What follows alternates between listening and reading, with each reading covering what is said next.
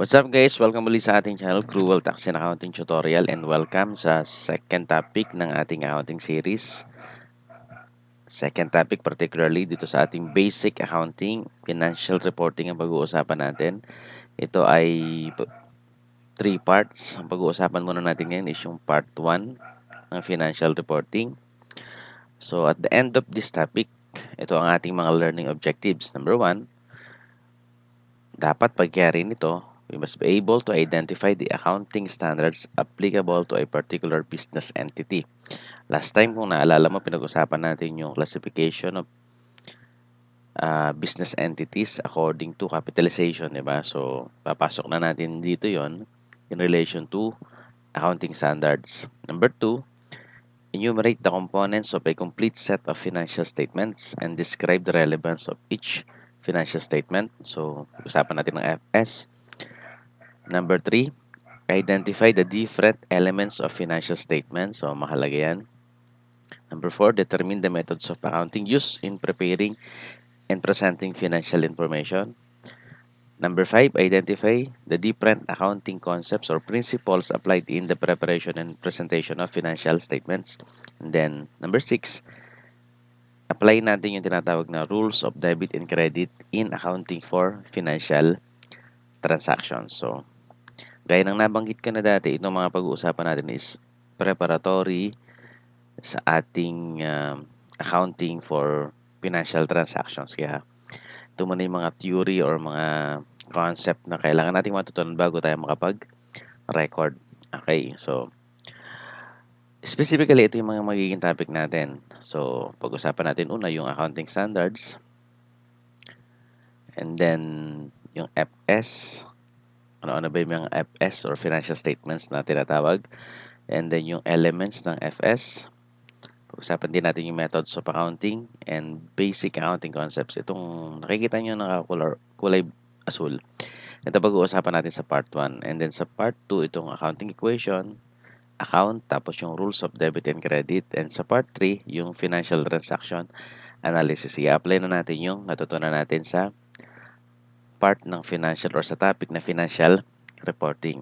Okay, so simulan natin yung financial reporting sa accounting standards. Okay, so ano nga ba yung tinatawag nating accounting standards at ano ba ang relevance nito sa basic accounting or sa accounting for business transaction?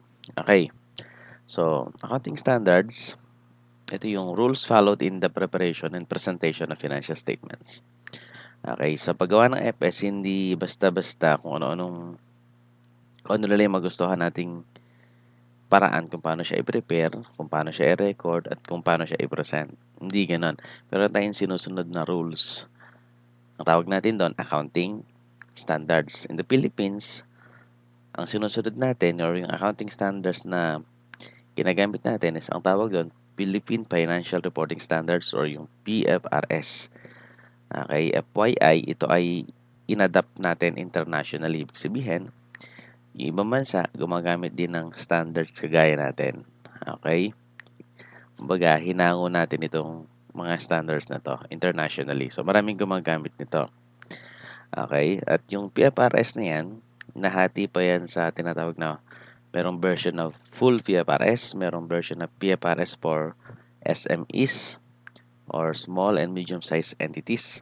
Meron din yung pinakabago, PFRS for small entities. Di ba last time, dinefine natin or kinlasify natin yung entities according to one of SEC's memorandum into micro, small, medium, tsaka large, tama? So, ang tanong, sino ang gagamit ng full PFRS na standards? Sino ang gagamit ng PFRS for SME? Sino ang gagamit ng PFRS for small entities? So, doon na papasok yan. Yung large entities, required yan gumamit ng tinatawag nating full PFRS. Ibig sabihin yung buong version ng PFRS. Ito yung pinaka comprehensive version ng PFRS. Yung kompleto na, no? Kailangan i-comply niya yung full PFRS. Okay, yun namang mga medium size entities. So, pwede niyang gamitin yung PFRS for SMEs. Pwede rin niyang gamitin yung full PFRS. Okay, ibig sabihin binigyan siya ng konting luwag na puwede niyang gamitin yung PIAPARES for SMEs. Medyo mas maluwag ito kaysa sa full PIAPARES, gano'n ang konsepto niya 'no. Okay. Ngayon, dahil meron tayong small entities, so ginawan din ng standard siya kasi 'yun ang karamihan ng businesses dito sa Pilipinas, eh, 'no, yung micro and small entities. So, nag-adapt tayo ng standard para diyan, yung PIAPARES for small entities. So, ang puwedeng gumamit dito, obviously, yung micro at small entities, puwede nilang gamitin, pareho 'yan, okey? Puwede rin namang gumamit yung small entities ng PIAPARES for SMEs, puwede rin siyang gumamit ng full PIAPARES, pero the REITs puwede niyang gamitin yung PIAPARES for small entities, okey. Yung micro entity naman, 'di ba 'yun yung pinakamaliit na classification ng business as to capitalization 'no? Puwede niyang gamitin ang PIAPARES for small entities, pero puwede rin siyang gumamit ng iba pang accounting, ibig sabihin, financial reporting framework kagaya ng cash basis or modified cash basis or modified accrual basis. Puwede niyang gamitin 'yan. Okey, kasi nga binibigyan siya ng luwag ng konti, pero as your entity increases its capitalization at lalo na kung yan ay corporation, eh, bumibigat din yung requirement as to yung compliance with accounting standards, okay? So, yan. So, merong sinusunod sa paggawa ng FS. Yun yung accounting standards and yung tinatawag din nating GAAP, yung Generally Accepted Accounting Principles, yun yung PFRS. Yun yung accounting standards. Okay? So, in higher accounting, ma-explore mo pa yung accounting standards na yan. So, lampasan natin yan sa ngayon. So, ang isunod natin is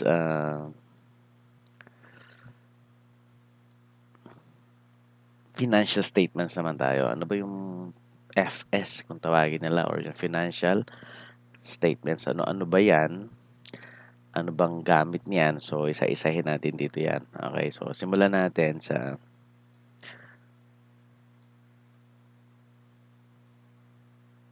ano ba yung mga financial statements? Okay, particularly, ano ba yung kasama sa isang kumpletong set ng financial statements?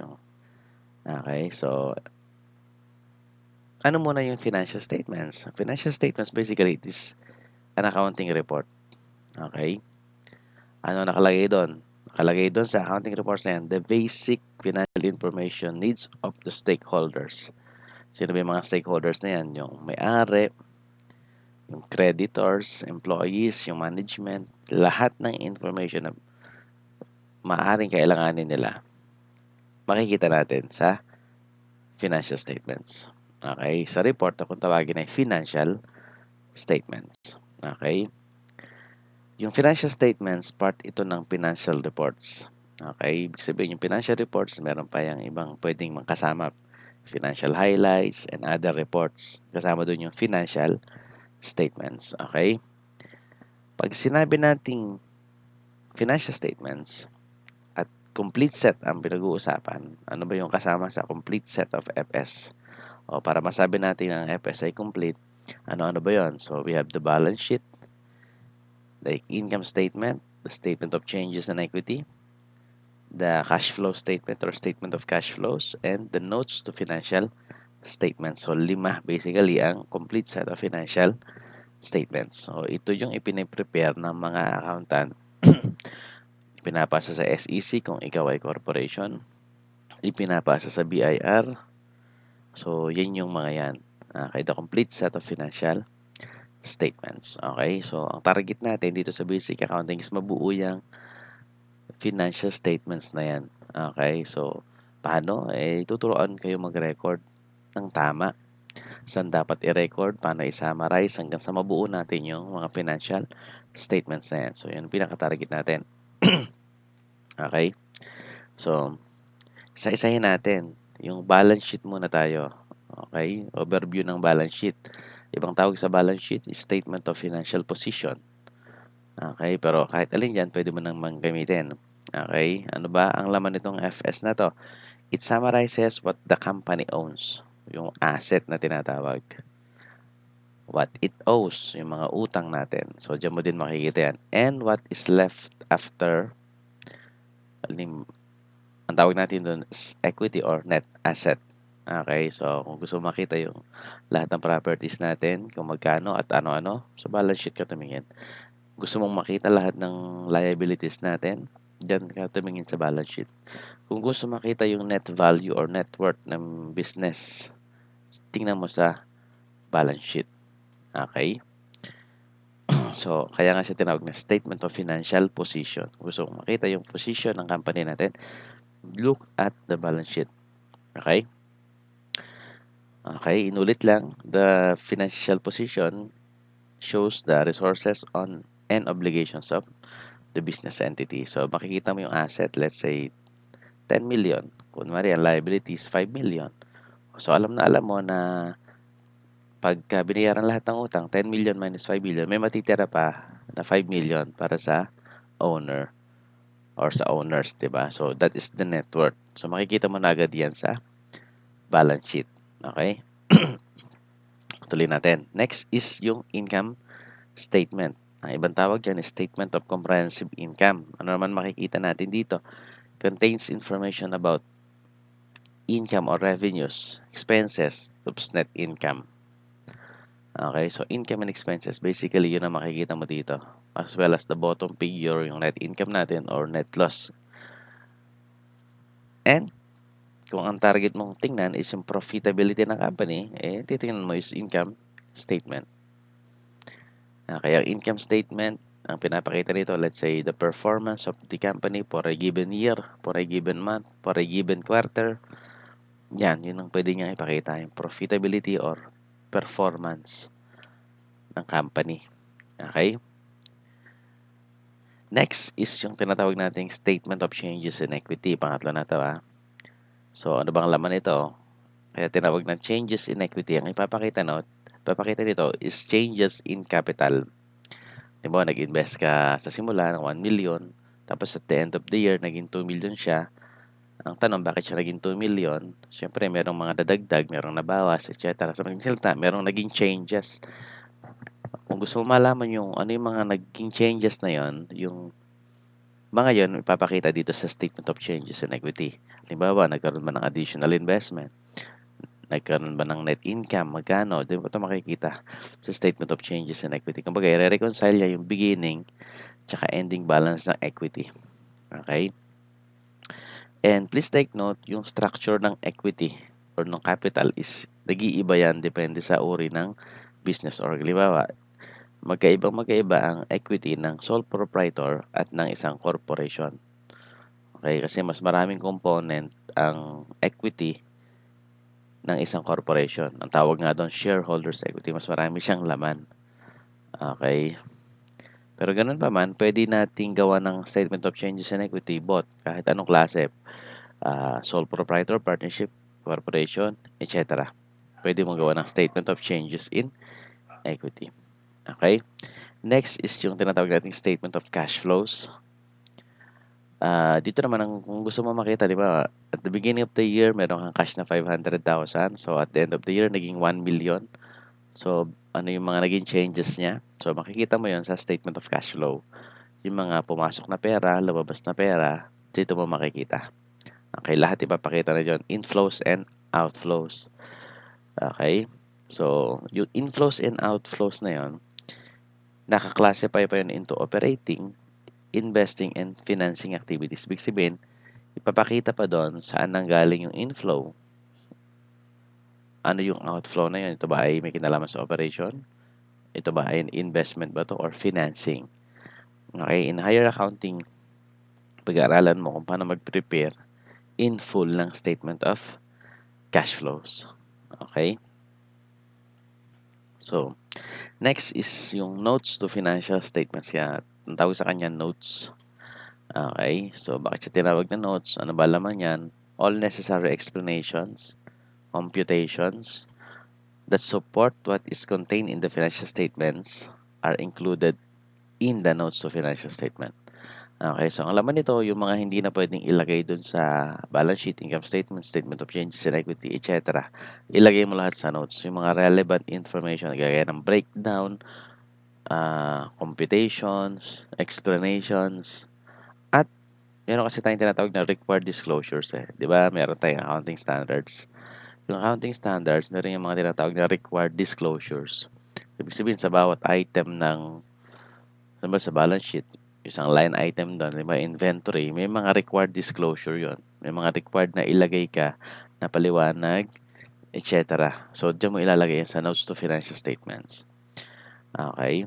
At minsan, 'pag hindi mo sinunod yung mga required disclosures na magkaka-fine ka kasi nga required siya, eh, 'di ba? Halimbawa, pagpapasa ka kay SEC, 'di mo na ilagay itong mga required disclosure, ibig sabihin misleading yung FS, magkakaroon ka ng fine. Okay.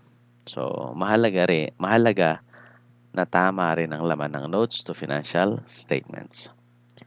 Okay. So, dito sa basic accounting, ang focus natin is yung balance sheet, income statement, statement of changes and equity. Ngayon, in other accounting subjects, yung statement of cash flow, tsaka yung notes to financial statements. Okay.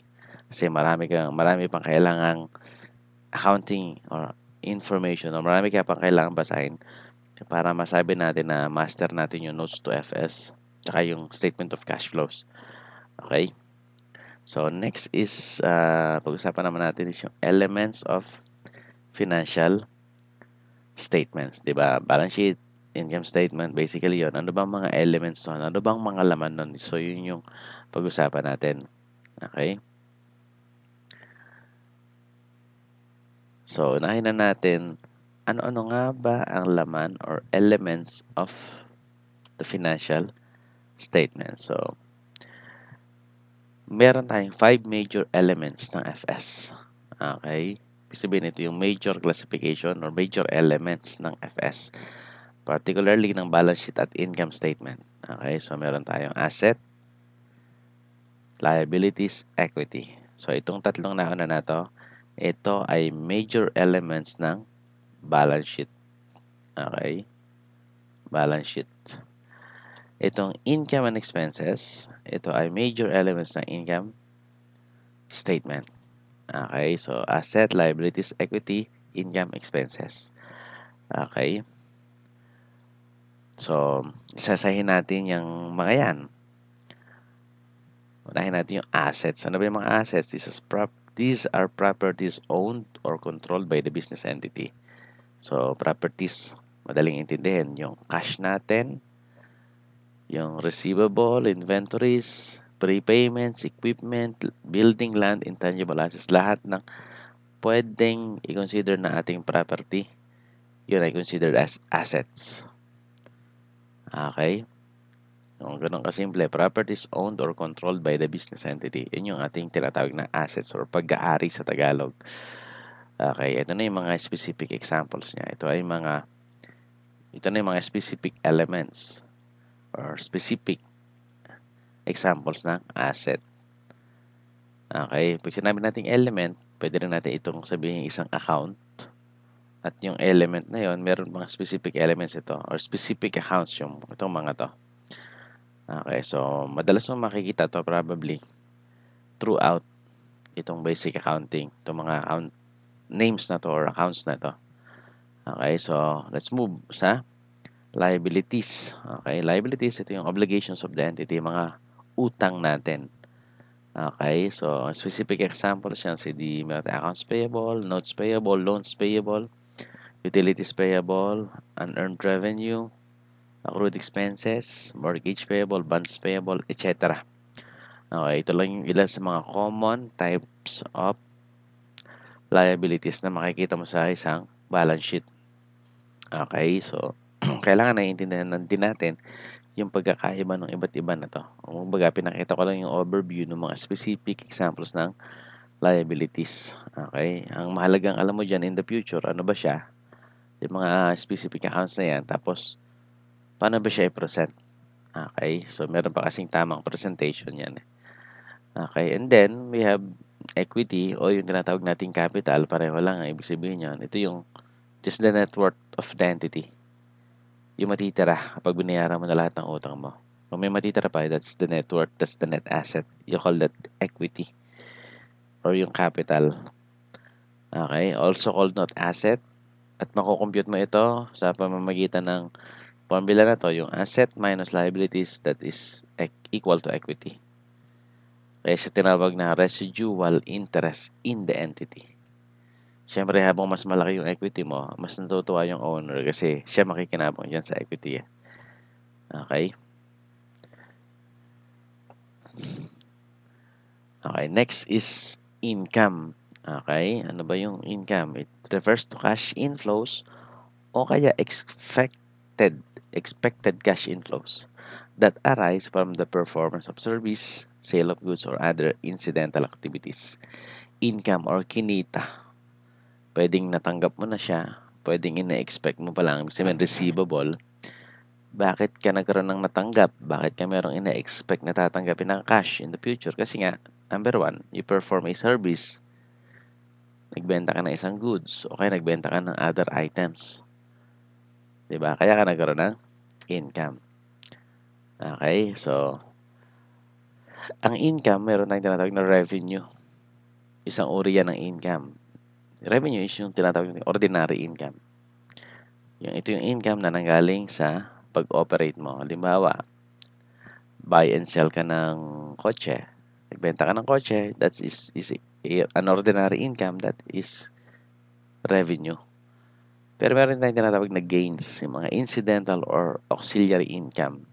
Ibig sabihin, hindi ito nanggaling sa normal operation mo. Hindi dahil nagbenta ka ng kotse, halimbawa, nakabenta ka ng idle land mo, nabenta mo, nagkaroon ka ng gain. So, hindi siya from ordinary operation, di ba? Kasi hindi ka naman talaga nagbebenta ng lupa. Nagkataon lang. Okay? So, yun. Revenues and gains ay example ng income. Okay. Next is yung expenses. Okay, ano naman yung expenses? Refers to expenditures incurred or expected cash outflows. Ibig sabihin, incurred, nagamit na, naubos na, or expected cash outflows. Maaring utang, babayaran mo in the future ito. Parang gano'n, expected cash outflows. May babayaran ka in the future. Required in the conduct of business activities in order to generate income. Okay, teka, paliwanag natin. Ganito kasi yan eh. Hindi ka makakapag-generate ng income kung wala kang puhunan, kung wala kang gagastusin. Ganyan yan, basically, tama? Lalo na kung merchandiser ka, halimbawa, kung wala kang bibilin, wala kang ibebenta. At kung wala kang bibilin, wala kang gagastusin. Wala ka rin magiging income. Ibig sabihin, pag nagkaroon ka ng income, meron kang ginastos, meron kang expense. Tama? Okay, so yung expenses, ito yung mga kinailangan mong bayaran o kaya kinailangan mong utangin para magkaroon ka ng income. Halimbawa, nag-hire ka ng tauhan, di magkakaroon ka ng salaries expense, no? Gumamit ng kuryente kasi nasa opisina, kasi kailangan nyo mag-operate. Ayun. Nagbayad ng shipping kasi nga i-deliver yung products. So, yun na mga expenses. Expenditures paid or incurred or expected cash outflows. So, yun yung expenses natin. Ang expenses natin, meron tayong ordinary expenses. Ito yung mga expenses na ginamit mo to generate your income. Yung normal income mo. Yung revenue mo. Pero meron tayong mga losses, yung incidental or auxiliary expenses. Ano naman yon? Ito yung mga hindi inaasahang expenses. Yung mga losses na tinatawag, na sunugan, na baha, etc. That's called losses. Okay, nabenta mo yung lupa mo ng palugi. So, losses. So, hindi siya related sa primary income generating mo na activity. Okay? Incidental siya. Okay? So, ulitin natin. We have asset, liability, equity, income, expenses. Yan yung elements of financial statements. Okay? So, ayan, ulitin natin. Asset, liabilities, equity, income, and expenses. Okay, so next naman pag-usapan natin is yung methods of accounting. Yan na. So, malapit-lapit na tayo sa pag-a-analyze ng transaction. Tapos pag nangyari na marunong na tayo mag-analyze ng transaction, magre-record na tayo ng transaction. Kaya lang, in recording some items, di ba, sa ating mga libro, para magawa yung FS natin, meron tayong different methods or methods of accounting. So, pag-usapan natin yung mga methods of accounting na yan. Ano-ano ba yan? So, ano ba yung methods of accounting? According to Investopedia, it refers to the rules a company follows in reporting revenue and expenses. Yan. Ito yung ginagamit natin na paraan to report revenue and expenses. Okay. So, maliwanag yan ha. Methods of accounting. Ano ba yung methods na yan? Dalawa yan. We have cash basis accounting tsaka accrual basis accounting. Okay. So, ano ang mas mahirap sa dalawa? Accrual basis. Ibig sabihin, mas madali ang cash basis. Okay. Mamaya explain natin. Alin ang required gamitin sa dalawa? Accrual basis. General rule. Okay. Pero allowed din ba gamitin ng cash basis? Ang sagot, yes. Basta at the end of the year, kung ikaw ay required to present your FS sa accrual basis, kailangan mo i-convert yan to accrual basis. Okay, FS. Okay? So, ang cash basis kasi is mas madali siya. Simpler and straightforward. Okay, kaya yung mga maliliit na companies na konti lang ang transaction, usually ginagamit ng cash basis. Okay? Pero, gaya ng nasabi ko, accrual basis is in conformity with GAAP or PFRS. Ito yung required. Okay? Ngayon, discuss natin yung cash basis of accounting. Paano ba to? Okay? So, sabi natin, di ba, methods of recognizing or recording revenue. So, unahin natin revenue. Under cash basis, you recognize revenue, o ibig sabihin, you record your revenue when cash is received. Basta nakatanggap ka ng pera, income na yan, or revenue na yan, regardless of when it is earned. Basta na-receive mo yung pera. Okay? Paano naman pag expenses? Expenses is recognized when it is paid. Basta binayaran mo na, kahit hindi pa nagagamit yung binayaran mo na yon, expense na yon. Ganun pag cash basis. Sabihin, point of revenue recognition, pag meron na nakolektang cash, ano kasimple. Pag naman expense, pag meron ng binayaran, expense na yon. Halimbawa, sa revenue, yung customer mo nagbayad na in advance. Pero next month mo pa siya, next month mo pa i-deliver yung goods. Halimbawa, nagbayad na siya in advance. Dahil natanggap mo na yung pera kahit hindi mo pa naman na i-deliver yung goods. Under cash basis, yun ay revenue mo na. Record mo na siya as revenue. Okay, record mo yung cash, record mo yung revenue. Kasi natanggap mo na yung cash. Okay?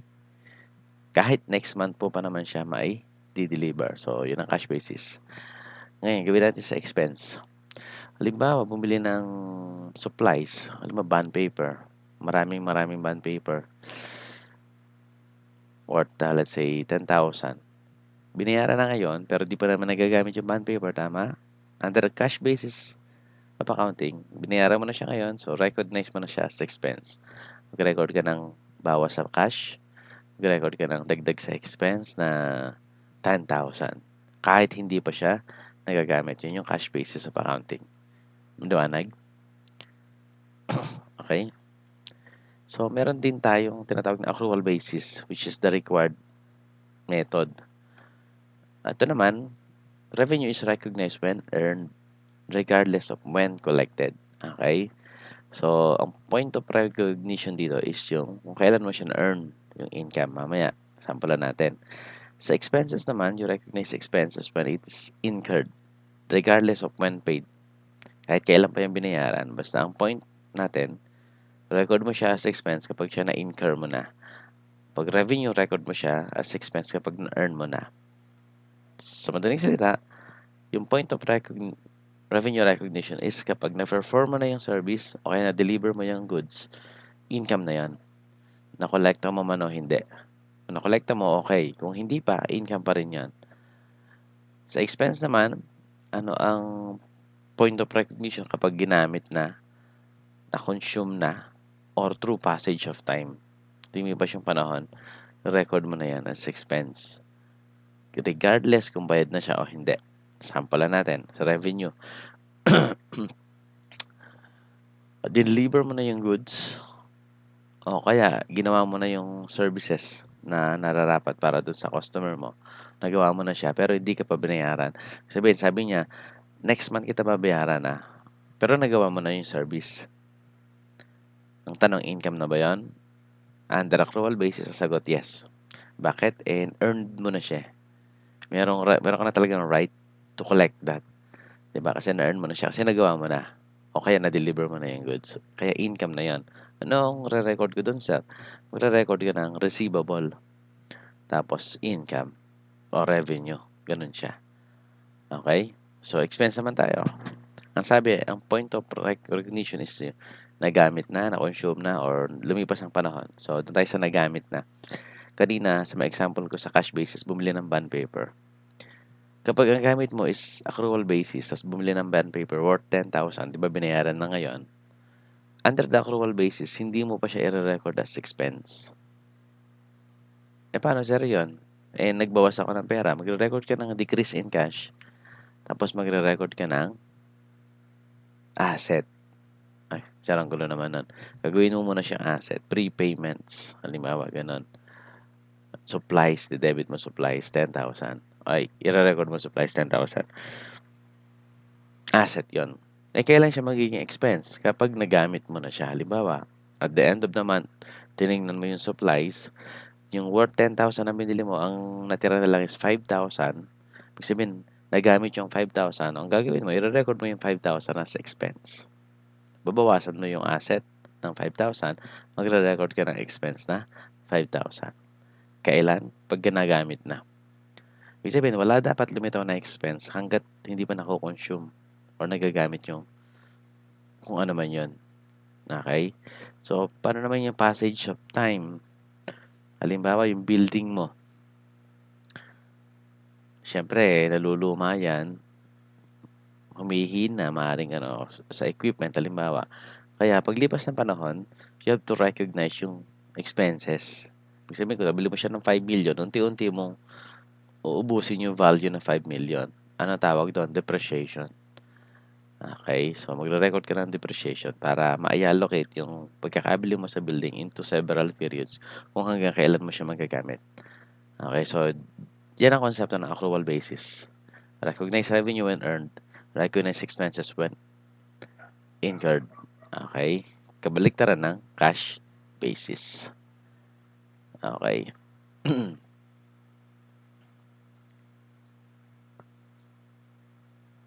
Okay, so next naman, pag-usapan natin is basic accounting concepts or basic accounting principles.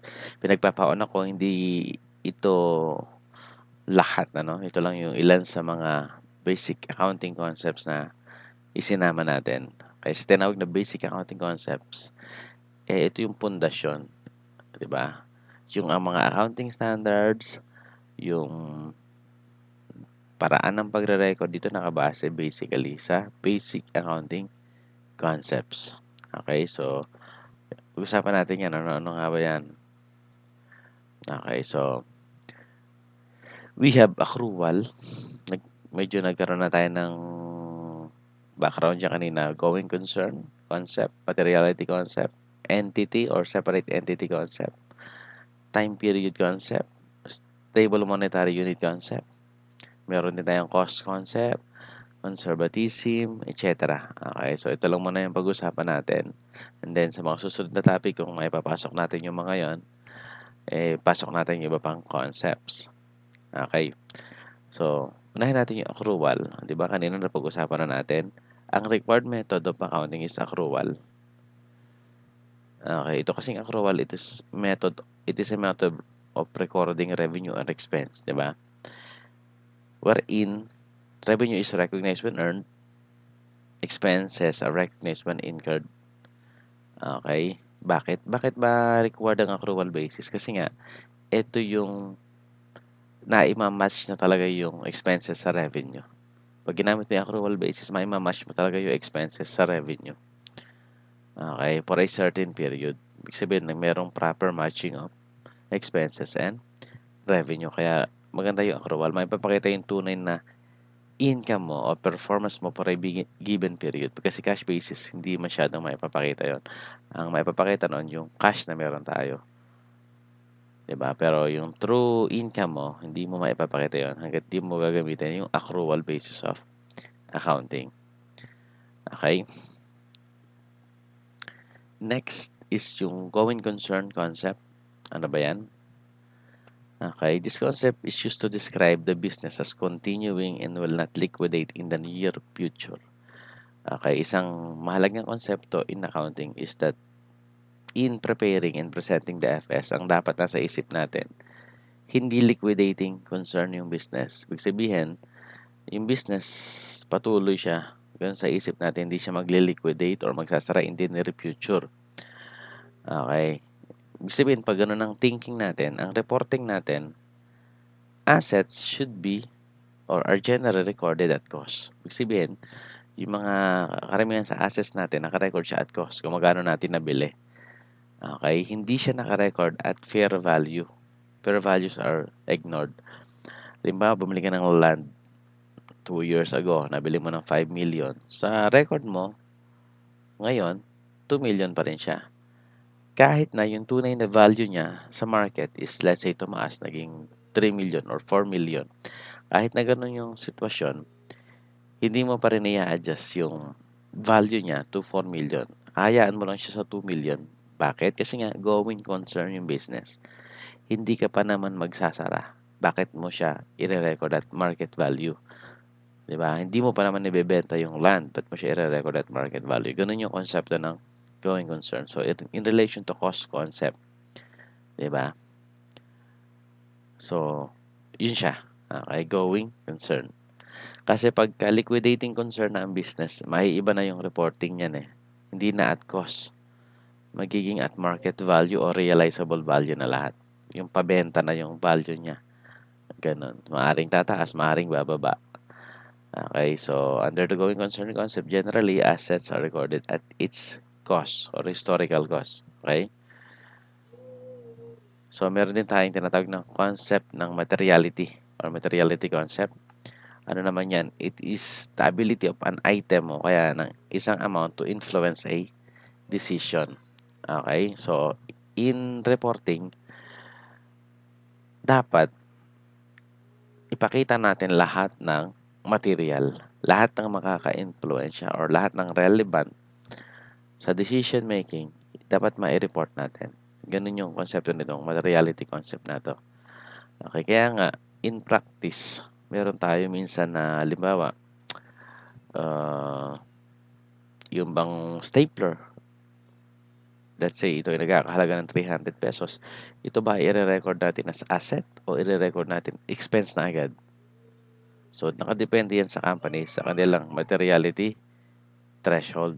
Okay? So, pag halimbawa sa pag-decision din nila na pag 300 or less, expense na agad. So, pwedeng ganon. Kasi hindi masyadong relevant sa kanila, hindi masyadong material yung amount. So, ganon siya. Okay? O kaya naman, halimbawa, lahat ng 2,000 pababa na gagastusin natin, expense na agad yan. Lahat naman ng more than 2,000 ay gawin nating, i-capitalize natin, gawin nating asset. So, pwede rin ganon. Okay? By the way, ang materiality is relative yan. Nakadepende sa amount, nakadepende sa nature. Okay, ibig sabihin, maaring in terms of amount, merong sa isang company, halimbawa, yung 1,000, relevant ba or material ba yan sa isang company? Depende. Kung maliit na business, halimbawa sari-sari store, relevant yung 1,000. Pero pag multinational companies, maaring yung 1,000 is immaterial. Diba? So, relative. Okay, minsan naman maliit yung halaga pero dahil sa nature niya, it is considered as material. 'Di ba? Halimbawa, maliit na mga bribe, mga padulas-padulas ganun. So, maliliit na amounts pero maaring mahalaga siya or material siya kasi nga bribe, etc. O kaya fraud ng ah, related siya sa fraud. So, material pa rin yan pag ganun. Okay? So, meron tayong concept of separate entity or entity concept. Ano tong concept na to? So, the business entity is considered separate from the owner. Ang problema kasi natin, tayo yung may-ari. Baka ang problema na ihahalo natin yung sarili nating mga expenses sa business. Okay? So, hindi dapat ganun. Dapat maghiwala yung personal affairs at yung business affairs. Okay? Hindi dapat maihalo yan. Kasi minsan, nagagamit yan. Halimbawa, meron kang business. Tapos meron kang kotse. Yung kotse mo ay personal mo. Pero ang ginagamit mo, yung ginagas mo dun sa yung kotse, charge mo sa expenses ng company ay hindi dapat. Lalo na kung hindi mo naman ginamit for business purposes yung kotse. Halimbawa, naglibot ka. So, hindi mo dapat tamang i-charge yung expenses na yun dun sa business. O kaya naman yung tuition fee ng anak mo, chinarge mo sa business, hindi rin po pwede yun. Yung renta ng bahay mo, chinarge mo sa... Hindi, magkahiwalay dapat para maipakita natin yung totoong income ng business. Okay? Okay. And then, we have the time period concept. Ano yung ibig sabihin ng time period concept? Kasi ang life ng business, di ba sabi natin going concern. Ibig sabihin, tinitignan natin na patuloy siya. Ibig sabihin, indefinite yung life ng business. Ang problema natin, hindi naman natin pwedeng hintayin yung dulo. Ibig sabihin, yung magsasara na tayo, tsaka lang tayo magre-report. Di natin pwedeng hintayin yung gano'n. Kaya, yung time period concept, sabi ng time period concept, mag-report ka periodically. Okay, pwedeng mag-report ka basically annual, pwedeng semi-annual or quarterly. The list is annual reporting. Okay. And then, we have the monetary unit concept or stable monetary unit concept. Ano yung ibig sabihin nito? This concept assumes that the peso value is stable and therefore the effect of inflation is not considered in financial reporting. Okay. Ibig sabihin, pag nag-present ka ng amount sa balance sheet, kung ano yung face value, yun ang re-report mo. Halimbawa, 10,000, 10,000, 1,000, 1,000, or 1 million. Kahit na in reality, yung 1 million na yun, halimbawa, ang purchasing power niya is hindi naman na 1 million, di ba? Siyempre, halimbawa, nagkaroon ng inflation, lumiliit yung kayang bili ng 1 million.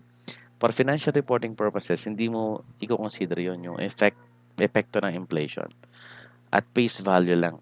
Okay, kaya ina-assume natin na stable yung monetary unit na ginagamit natin. So, in the Philippines, that is peso. Kung magkano yung face value ng pera, so i-record natin at that. Okay? Ignoring the effect of inflation. Okay?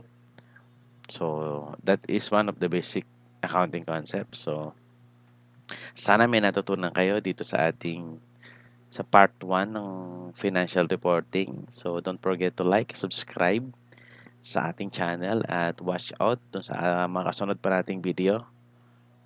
Thank you.